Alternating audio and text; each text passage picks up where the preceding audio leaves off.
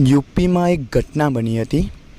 એક છોકરાની રાત્રે વરઘોડા સાથે જાન નીકળી અને જ્યાં છોકરીવાળા તરફથી લગ્નનો મંડપ હતો ત્યાં એ જાન પહોંચી। લગ્ન પણ ત્યાં જ હતા અને જમવાનું પણ ત્યાં જ હતું।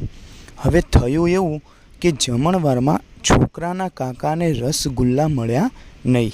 બીજી બધી જ વાનગી મળી પરંતુ રસગુલ્લા ન મળ્યા, એટલે એ કાકાને સહન થયું નહીં અને છોકરીવાળાના પક્ષમાં જે બધા હતા એ લોકોને તેઓ ગાળો બોલવા લાગ્યા અને ગેરવર્તણૂક કરી। એટલે પરિણામ શું આવ્યું કે જે છોકરીવાળાના પક્ષમાં જે વ્યક્તિઓ હતા તેમનાથી તે સહન થયું નહીં, એટલે છોકરાવાળાના પક્ષ સાથે મારામારી થઈ અને ઘણા લોકોને તેમાં વાગ્યું અને નુકસાન પણ થયું। અને પછી તો પોલીસને બોલાવી અને શાંતિથી લગ્ન પૂરા કર્યા અને પોલીસની હાજરીમાં જ છોકરીની વિદાય કરી। હવે આ આખી ઘટના બનવા પાછળનું એક કારણ શું હતું? જમવામાં રસગુલ્લા ન મળ્યા।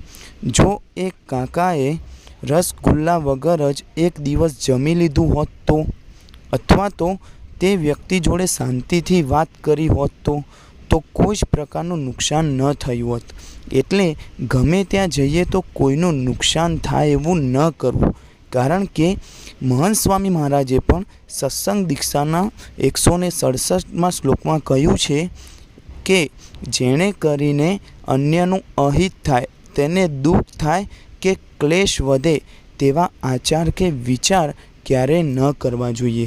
અને જો એ વિચારને એવા આચારને બધું કરીએ, ખોટું કરીએ, તો આ પરિણામ જેવું રસગુલ્લાના લીધે આવ્યું તેવું પરિણામ પણ આવી શકે છે।